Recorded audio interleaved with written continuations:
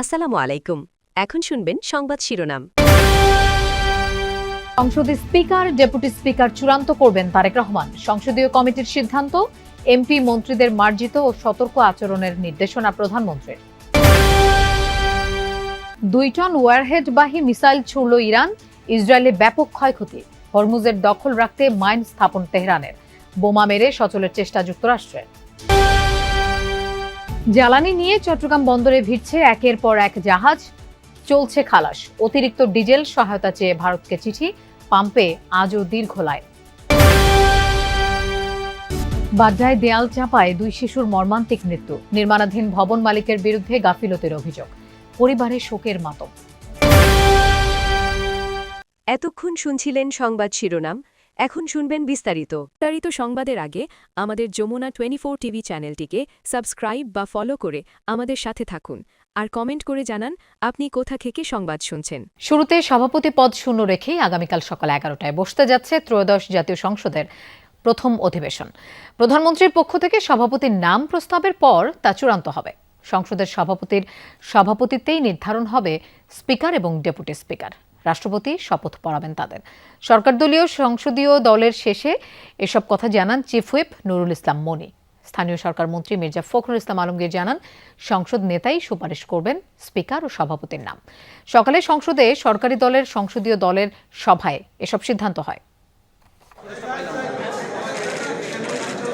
ত্রয়োদশ জাতীয় সংসদ অধিবেশন শুরুর আগের দিন অনুষ্ঠিত হল সরকারদলীয় সংসদীয় কমিটির সভা, যেখানে সভাপতিত্ব করেন সংসদ নেতা ও প্রধানমন্ত্রী তারেক রহমান। সকাল 11টায় শুরু হয়ে এই সভা শেষ হয় দুপুর 1টায়, যেখানে বিএনপি দলীয় সংসদ সদস্যদের নানান করণীয় নিয়ে আলোচনা হয়। সংসদ সদস্যদের দায়িত্বশীল মার্জিত আচরণ করার পাশাপাশি গণমাধ্যমের সঙ্গে কথা বলার ক্ষেত্রে সতর্কতার মতো প্রয়োজনীয় দিক নির্দেশনা আসে সংসদ নেতার তরফ থেকে।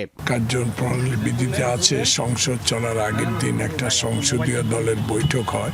সেই বৈঠকে নানা দিকে কেমনে সংসদ চলবে, আমাদের ম্যানিফেস্টো, আমাদের যে কর্মসূচি, আমাদের যে স্বপ্ন, এটা বাস্তবায়ন করার জন্য সবার ভূমিকা রাখতে মুখে বললে হবে। সংসদ অধিবেশনে আমাদের যে কার্যক্রম সেই সব নিয়ে আমাদের একটা ধারণা দেওয়া হয়েছে এবং মাননীয় প্রধানমন্ত্রী এবং সংসদ নেতার উপরে স্পিকার, ডেপুটি স্পিকার ইত্যাদি নিয়োগের সর্বসম্মতির সিদ্ধান্ত হয়েছে।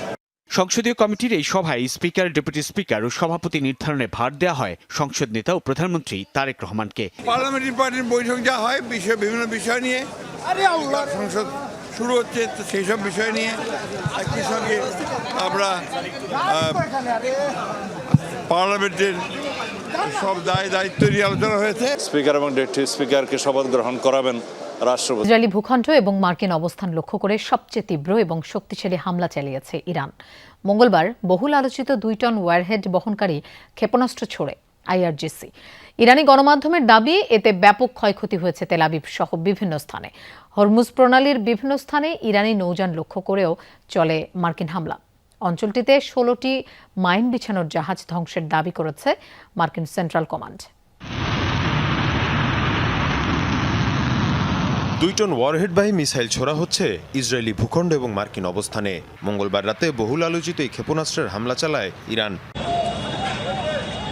দেশটির রাষ্ট্রীয় গণমাধ্যমের পাশাপাশি আন্তর্জাতিক বিভিন্ন গণমাধ্যমে প্রকাশিত ভিডিওতে দেখা যায় এসব ক্ষেপণাস্ত্র ভয়াবহ ধ্বংসযজ্ঞ সৃষ্টি করে তেল আবিব সহ ইসরায়েলের বিভিন্ন এলাকায়। বাণিজ্যিক, আবাসিক সহ বিভিন্ন স্থাপনায় আঘাত হানে এসব মিসাইল।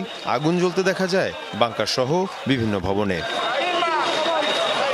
গেল 28 ফেব্রুয়ারি ইরানের উপর ইসরায়েল যুক্তরাষ্ট্রের হামলা শুরুর পর এটিকেই তেহরানের সবচেয়ে বড় শক্তিশালী অভিযান হিসেবে আখ্যা দেওয়া হচ্ছে। তেল আবিবের পাশাপাশি বীর ইয়াকুব এবং পশ্চিম জেরুজালেমেও ব্যাপক ধ্বংসযজ্ঞ হয়। এর পাশাপাশি অব্যাহত আছে আরব দেশগুলো থাকা মার্কিন দূতাবাস এবং ঘাঁটি লক্ষ্য করে হামলা। ইরানের হামলার কারণে আরব আমিরাত এবং ইসরায়েলের কনসুলেট বন্ধ ঘোষণা করেছে অস্ট্রেলিয়া। এদিকে আরব আমিরাতের উপকূলে একটি জ্বালানি ট্যাঙ্কারে বিস্ফোরণ হয়েছে। ধারণা করা হচ্ছে ইরানের ছোড়া ড্রোন অথবা মিসাইলের আঘাতে এই বিস্ফোরণ। এ অবস্থায় ইরানি ভূখণ্ডেও হামলার পরিধি বাড়িয়েছে ইসরায়েল যুক্তরাষ্ট্র। তেহরানের মেহরাবাদ বিমানবন্দর লক্ষ্য করে চালানো হয় ক্ষেপণাস্ত্র হামলা। এর পাশাপাশি ইরানের রাজধানীর আবাসিক এলাকাগুলো চলছে ক্ষেপণাস্ত্র এবং বিমান হামলা। এছাড়াও কোম, নাতাঞ্জ এবং ইস্পাহানেও ভয়াবহ হামলা চালিয়েছে মার্কিন বাহিনী। বিভিন্ন এলাকা সড়ক জুড়ে মরদেহ ছড়িয়ে ছিটিয়ে থাকতে দেখা যায়। এদিকে হরমুজ প্রণালীর বিভিন্ন স্থানে জ্বালানি সরবরাহ স্বাভাবিক বললেও রাজধানীর বেশ কয়েকটি পাম্প তেল সংকটে বন্ধ রয়েছে। তেল না থাকায় প্রায় 2 দিন ধরে বন্ধ রয়েছে বেশ কয়েকটি পাম্প। এমন অবস্থা চলতে থাকলে আগামী ঈদ যাত্রায় সংকট দেখা দেবে বলে জানিয়েছে পেট্রোল পাম্প ওনার্স অ্যাসোসিয়েশন। পাম্পগুলোতে ব্যাপক নিরাপত্তা সংকট তৈরি হয়েছে বলেও দাবি তাদের। এদিকে চট্টগ্রাম বন্দর সীমানায় 6টি জাহাজ থেকে আজ জ্বালানি খালাস হয়েছে। কোথায় যাবো? যাবো কোথায়? আজিজুল ইসলাম দীপু মোটরসাইকেলের জ্বালানি নিতে সকাল 11:30 পর্যন্ত পাম্পে পাম্পে ঘুরলেও তেল পাননি কোথাও। বাসা তো উত্তরখান তো, ওখান থেকে আমি এখানে আসলাম সরাসরি। খিলকে তো পাই নাই, তো আমরা এখানেও পাচ্ছি না। উত্তরাও দেখছি, ওখানেও নাই। সরকার তেল সরবরাহ স্বাভাবিক বললেও অনেক পাম্পেই নেই তেল। যেমন কুড়িলের এই পাম্পটিতে মঙ্গলবার থেকে জ্বালানি তেল শেষ, শুধু গ্যাস সরবরাহ চলছে। বিকাল 3টা থেকে 4টার ভিতরে এক গাড়ি ফুয়েল আমাদেরকে দেয়। রাতে হায়েস্ট হলে 12টা থেকে 12:30 ভিতরে ফুয়েল শেষ হয়ে যায়। আর পর্যাপ্ত পরিমাণে চাপের কারণে আমরা ফুয়েলটা ঠিকমতো পাচ্ছি না, কিন্তু আমাদের চাহিদা ছিল প্রতিদিন 2 গাড়ি। 1 লিটার 150 টাকা, এর বেশি কোনো পাম্পে তেল দেয় না। তেল দিলেও 300 টাকার উপরে তেল দেয় না। আমরা সাধারণ যারা বাইকার রাইড শেয়ার করে চলি, তারা তো খুব ক্রাইসিস অবস্থায় পড়ে গেছে। বর্তমানে আমাদের তেলের মজুদ শেষ হয়ে যাওয়ার কারণে ডিজেল ও অকটেন সরবরাহ বন্ধ রয়েছে। উত্তর বাড্ডার এই পাম্পটিতে আবার 2 দিন ধরে জ্বালানি তেল নেই। মালিবাগের এইটিতেও নেই অকটেন। পায়ে 2 শিশুর মর্মান্তিক মৃত্যু হয়েছে। নির্মাণাধীন ভবনের পাশে সড়কে খেলছিল আয়েশা ও নুসরাত। হঠাৎ পুরনো সীমানা প্রাচীর তাদের উপর ভেঙে পড়ে।